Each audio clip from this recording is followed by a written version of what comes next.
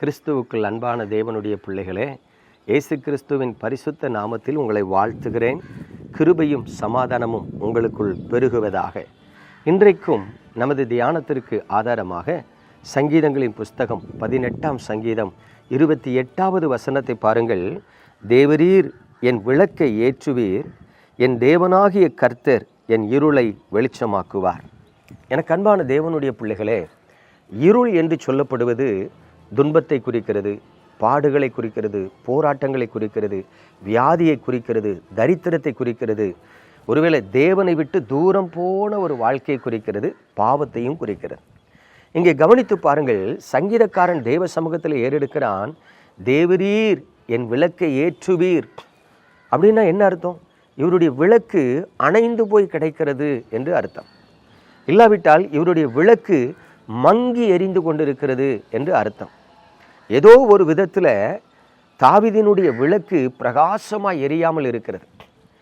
பிரியமானவர்களே, என்னுடைய வாழ்க்கையில் நான் ரட்சிக்கப்பட்ட பொழுது ஒருவேளை பரிசுத்தத்திற்காக, உண்மைக்காக, உத்தமத்துக்காக அதிகமாய் ஜெபிப்பேன்.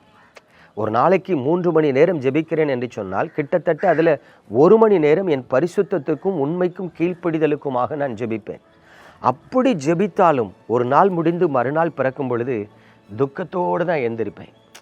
இன்னும் என்னால் பரிசுத்தமா, இன்னும் என்னால் உண்மையா, இன்னும் என்னால் உத்தமமா வாழ முடியலையே அப்படின்னு ஒரு ஏக்கம் இருக்கும். ஆகவே ஒவ்வொரு நாளும் அதிகமாய் ஜெபிப்பேன். நான் எவ்வளவு ஜெபித்தாலும் 1 வருடம் கடந்த பிறகு கூட என் உள்ளம் எனக்குள்ளே ஏங்கி கொண்டிருந்தது. இன்னும் நான் குறைவுள்ளவனாகவே இருக்கிறேன். ஒரு விஷயம் ஒரு தேவ மனிதனிடத்தில் சென்று பேசிக்கொண்டு இருக்கும் பொழுது தான் அவர் சொன்னார், நீ வருத்தப்பட வேண்டிய அவசியம் இல்லை. ஏனென்று சொன்னால் பரிசுத்தத்திற்கு அளவுகோல் ஆண்டவர் வைக்கவில்லை.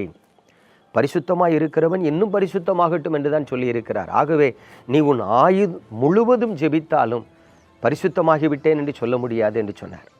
ஆகவே நான் என்னை கொஞ்சம் திடப்படுத்தி கொண்டேன். பிரியமானவர்களை, எதற்காக இதை சொல்லுகிறேன் என்று சொன்னால், இன்றைக்கு நல்லா கவனித்து பாருங்க. உங்கள் வாழ்க்கையில் தேவனால் ஏற்றப்பட்ட விளக்கு மங்கி எரிந்து கொண்டிருக்கிறதா, பிரகாசமாக எரிகிறதா என்பதை கவனித்து பாருங்கள். ஒருவேளை தேவனுடைய பிள்ளைகளே, உங்களுக்குள் மங்கி எரிகிற நிலைமை காணப்பட்டாலும், அல்லது சில பாவ போராட்டங்கள் உங்களோடு போராடி உங்களை அடிமைப்படுத்துகிறவர்களாய் காணப்பட்டாலும், அல்லது நீங்கள் கிறிஸ்துவுக்குள் நிலைத்திருக்க முடியாதபடி, தேவனுக்கென்று கனி கொடுக்க முடியாதபடி ஏதோ ஒரு சஞ்சலம் உங்கள் வாழ்க்கையை நெருக்கி கொண்டிருக்கும் என்று சொன்னாலும், தேவ சமூகத்தில் நீங்கள் கண்ணீரோடு விசுவாசத்தோடு ஜெபிப்பீர்கள் என்று சொன்னால் கர்த்தர் உங்கள் வாழ்க்கையில் வருகிற இருளை வெளிச்சமாக மாற்றுவார். ஆம் பிரியமானவர்களே, ஒருவேளை எதற்கு இதை நான் சொல்கிறேன் என்றால், நான் என்னுடைய விசுவாசத்தின் ஆரம்ப காலத்தில் ஒருவேளை தர்மம் எடுக்கிறவங்களுக்கு ₹1 ₹2 அவ்வளோதான் போடுவேன். அதுக்கு மேலே போட மாட்டேன். ஏன்னா அவங்க தர்மம் எடுக்கிறாங்க, 100 வீட்டுக்கு போகிறாங்க, 100 பேர் ஆளுக்கு ₹1 போட்டால் ₹100 ஆச்சு, அப்படி கணக்கு பண்ணி போடுவேன். ஆனால் தேவனுக்குள் வளர ஆரம்பித்த பொழுது யோசித்து பார்த்தேன், ஒரு இட்லி ₹10, ஒரு 5 இட்லி அவன் சாப்பிட்டாலே ₹50 வேணும்.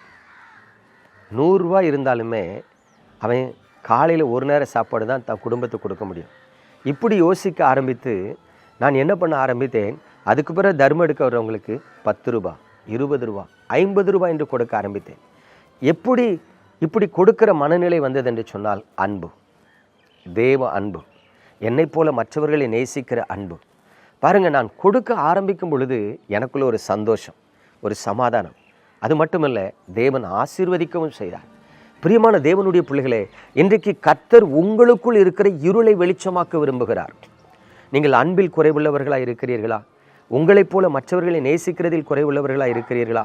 பரிசுத்தமாய் வாழுகிறதில் குறைவுள்ளவர்களாக இருக்கிறீர்களா? தேவனுக்கு கீழ்ப்படுகிறதில் குறைவுள்ளவர்களாக இருக்கிறீர்களா? நீங்கள் எந்த பகுதியிலாகிலும் மங்கி எரிகிறவர்களாக இருப்பீர்கள் என்று சொன்னால் உங்கள் இருளை வெளிச்சமாக்க, உங்களை பிரகாசிக்க பண்ண கர்த்தர் வந்திருக்கிறார். நீங்கள் இன்றைக்கு உங்களை தாழ்த்தி கர்த்தருடைய கரத்தில் ஒப்புக்கொடுங்க. கர்த்தர் உங்களுக்குள் இருக்கிற எல்லா இருளையும் வெளிச்சமாக்குவார். நம்ம ஜெபிப்போமா? எங்கள் அன்பின் பரலோக தகப்பனே, ஆசீர்வதிக்கப்பட்ட அந்த நல்ல காலை பொழுதில் உமது பிள்ளைகளுக்காக ஜெபிக்கிறேன். ஆண்டவரே, உமது பிள்ளைகளை நினைத்தருளும், ஆசீர்வதியும் அப்பா. ஜெபா என் கர்த்தர் சொல்கிறார், மகளே, நீ குறைவுள்ளவளாய் இருக்கிறாய்.